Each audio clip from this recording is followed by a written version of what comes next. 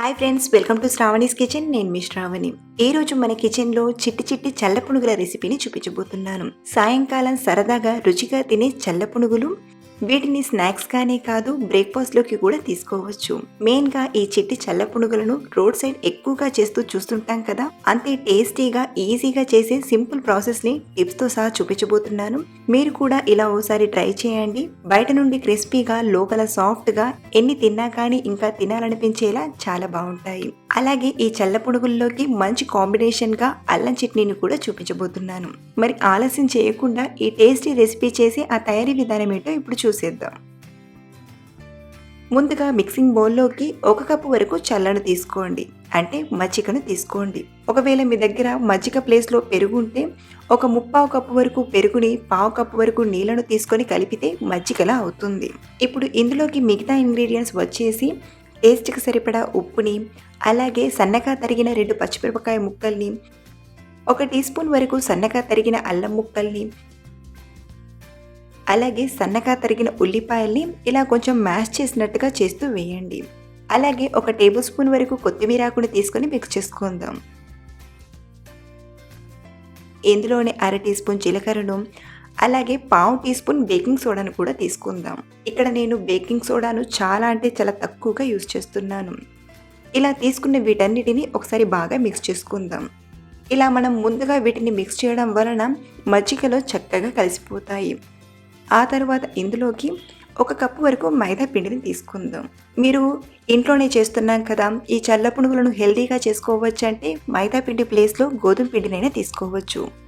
అలాగే మనం చేసే చల్ల పునుగులు అనేవి క్రిస్పీగా రావడానికి ఇక్కడ నేను 1/4 కప్పు వరకు బియ్యం పిండిని తీసుకుంటున్నాను.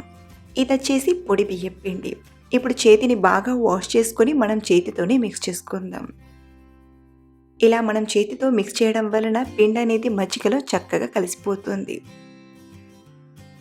ఇలా బాగా కొడుతూ మిక్స్ చేయండి. ఇలా కనీసం 1-2 నిమిషాలు బాగా మిక్స్ చేయడం వలన పిండి అనేది బాగా కలిసిపోయి పర్ఫెక్ట్గా రెడీ అయిపోతుంది. ఇలా బాగా కలిపి ఒక అరగంట పక్కన పెడదాం. ఈలోగా మనం ఈ చల్ల పునుగుల్లోకి టేస్టీగా అల్లం చట్నీని ప్రిపేర్ చేయడానికి స్టవ్ ఆన్ చేసి ప్యాన్లోకి 1 టేబుల్ స్పూన్ ఆయిల్ని తీసుకొని, ఆయిల్ వేడయ్యాక 1 టీ స్పూన్ పచ్చిశనగపప్పుని, అలాగే 1 టీ స్పూన్ మినపప్పుని తీసుకొని కొంచెం ఫ్రై చేసుకుందాం.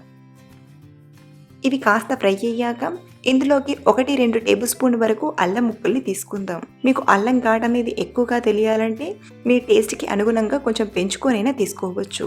అలాగే చాప్ చేసిన 1 ఉల్లిపాయ ముక్కల్ని, కొంచెం కరివేపాకు, టేస్ట్కి సరిపడా 5-6 ఎండుమిరపకాయల్ని తీసుకొని ఫ్రై చేసుకుందాం.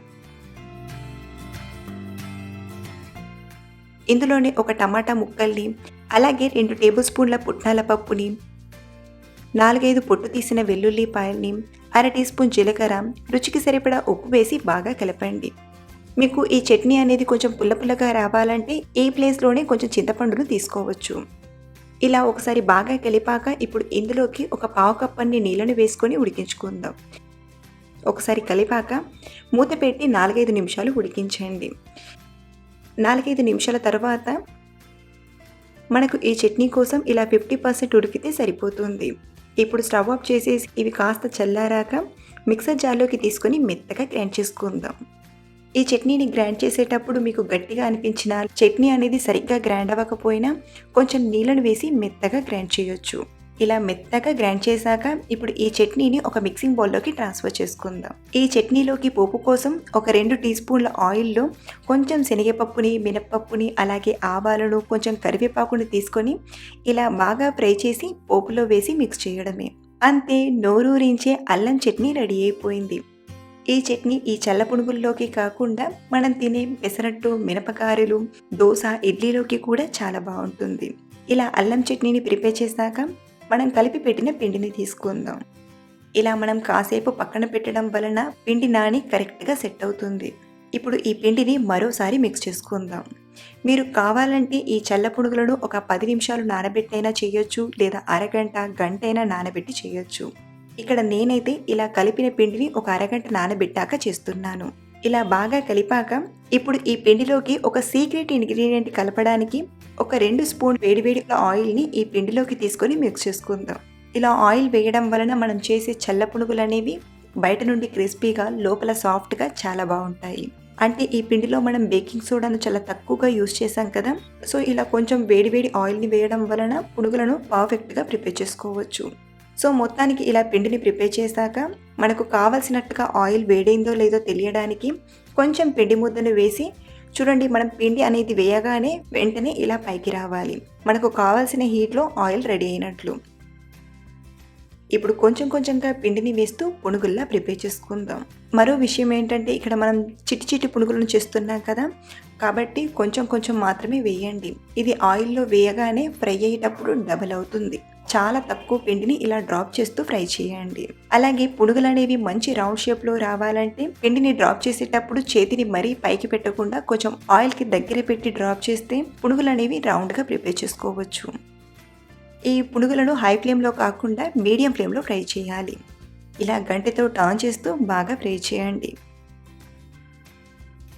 ఇవి ఇలా బాగా ఫ్రై అయ్యి మంచి కలర్లోకి వచ్చాక ఆయిల్ నుండి తీసుకోవడమే. ఇలాగే మిగతా పిండి మొత్తం కూడా చిట్టి చిట్టి పునుగుల్లా చేసుకుని ఫ్రై చేసి తీసుకోవడమే. చాలా ఈజీగా రోడ్ సైడ్ దొరికే చల్ల పునుగులను ప్రిపేర్ చేయాలంటే ఈ వీడియోలో చెప్పిన టిప్స్తో ట్రై చేయండి. ఇంతే పర్ఫెక్ట్గా కుదురుతాయి. సో ఫ్రెండ్స్, ఈ రెసిపీ మీకు నచ్చితే ఒక లైక్ చేసి మీ ఫ్రెండ్స్కి షేర్ చేయండి. అలాగే ట్రై చేసి మీకు ఎలా కుదిరిందో కింద కామెంట్లో షేర్ చేయండి. మరిన్ని రుచుల కోసం మన ఛానల్ని ఫాలో అవ్వండి. Thank you for watching.